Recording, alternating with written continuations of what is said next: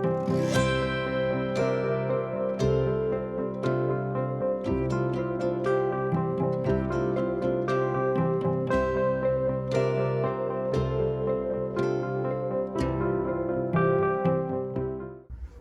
we are going to share our journey to Gavi Mutt and Palki Gundu inscriptions of Emperor Asoka.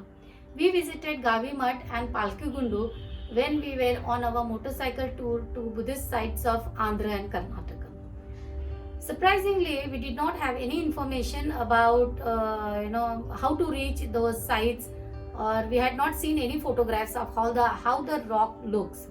So when partners somehow pinpointedly located the site of Gavi Mutt, we started from Bellary, reached Koppal and reached at the base of Gavi Mutt.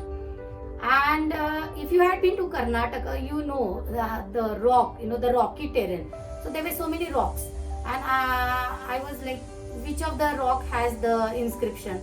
Then we started climbing that, and there was a board. The board said, "Oh, Ashokan inscription." So we were actually very happy, saying that we are on the right track. So we climbed a little bit, and there was a flat rock, and partner was standing there. I thought that's the inscription, so I went there. So once I reached that flat rock, he started climbing the very steep rock which had a foothold, and he climbed those footholds, the notches on the rock, and he disappeared on the top. And then he shouted from there, "Okay, come up."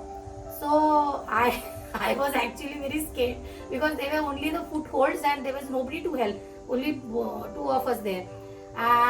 But I was very anxious to see the inscription, so I decided to climb. And then somehow I climbed at the top, from the footholds. And when I reached there, it was a small rock, and on top of that there was another rock. So naturally, I thought that an inscription must be on that rock. So I was looking at the inscription. I was trying to look, find where the inscription is. I couldn't see anything. And then I asked, "Where is the inscription?" So partner said, "Oh, where you are looking? You look down. The inscription. You're almost standing on the inscription." When I looked down, there was nothing.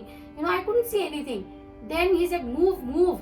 Okay, and that's a small rock. I was precariously trying to balance myself. There was wind blowing, and I was perched on top of a very small rock, and trying to find the read or find basically locate where the inscription is. And then I decided to sit down. Then I sat down and I slowly moved, and surprisingly the inscription started appearing in front of my eyes. Okay, I could see the Brahmi letters appearing from that rock as I started moving in the other direction, because I think that some light works that way. So then I could read, I could locate the first line, and you cannot read the entire inscription at a glance. It's one here and the other there. So I had to read. I sat there and I said, "Oh, these inscriptions belong to the oral tradition time, when you were not supposed to stand and read those inscriptions. It's very different when you are sitting in your study with the eye copies and trying to decipher the Brahmi, but standing there or sitting there with adjusting the light, it was so difficult. But at the time it was such a great fun to actually see that inscription appearing, and I decided to read at least one word which always fascinated me in that inscription, and that was Jambu Deep Sea. So I located that word particularly. It is on the third line, and I was very happy to read that. And then we tried to record that inscription very from all different angles. And then we decided to come down, and while when I stood up, I took a glance, and then I realized that I was at a very high top, and then I could see the road, the city, and then partner showed me, "Oh, can you see that Koppal fort there in front of you? Can you see that?" I said, "Yes." See, he said, that's the Koppal fort, and behind that Koppal fort, somewhere is Palki Gundu, where we have to go. And then we realized, oh, we have to also find the Palki Gundu, which was still a suspense. The site was still a suspense for us.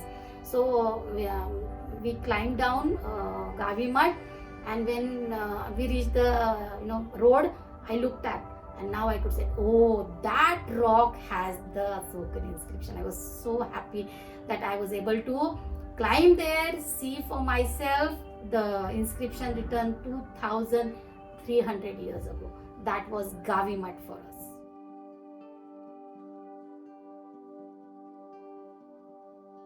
We were happy to have done Gavi Mutt, but Palki Gundu was still suspense, and we didn't know that time that our visit to or a journey would be so adventurous to Palki Gundu. So when we were trying to find more about Palki Gundu, where the rock is, somebody just guided us that why don't you go to the college where the students often visit the Palki Gundu rock. So we decided to go to a college, and we went there and made some inquiries, and one of the teachers, I think, he pointed towards a student saying that, oh, he can help you, he can take you there. So that student also came and he readily agreed to go with us, and we were said, oh, why we were so worried about I think everybody knows here Palki Gundu, only we don't know. So that is we were very happy. Then he readily agreed also to go with us, and he had his own vehicle. So we started from that college on a tar road. We took the tar road, and after that we took a mud road, and we reached a temple. When we reached the temple, we knew that okay, partner was able to locate up to that temple. From there on, we didn't know the road, so we knew that we have to keep the bikes or the vehicles there, and then we have to climb. So when the student took us there, we were very sure that oh, he is going to take us to the Palki Gundu inscription now. So we started, and then what happened? The students started taking us to the in the straight direction. For we walked for 5 minutes, and then partner stopped him.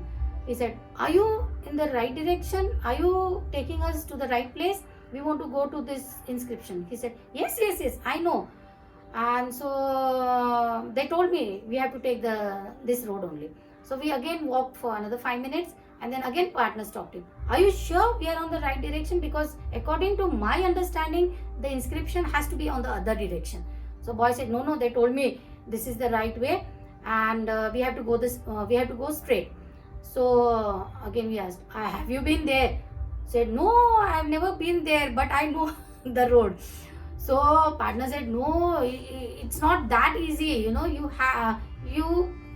are sure? So he said, oh yes, I am sure. So we started walking, again following him. Then at one point he stopped, and he said, I'm sorry, I cannot take you, because it was all bushes and all rocky. There was no path. It was all jungle. So he said, I'm sorry, I don't think I can take you.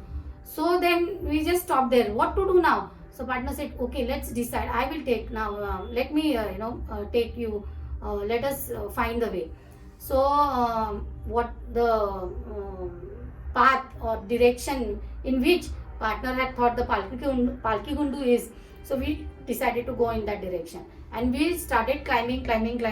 It was a very hot day, and we started in that direction. The partner in the front, the boy at the student at the behind him, and I am at the back, climbing sort of jungle. And then what happened? We heard some noise.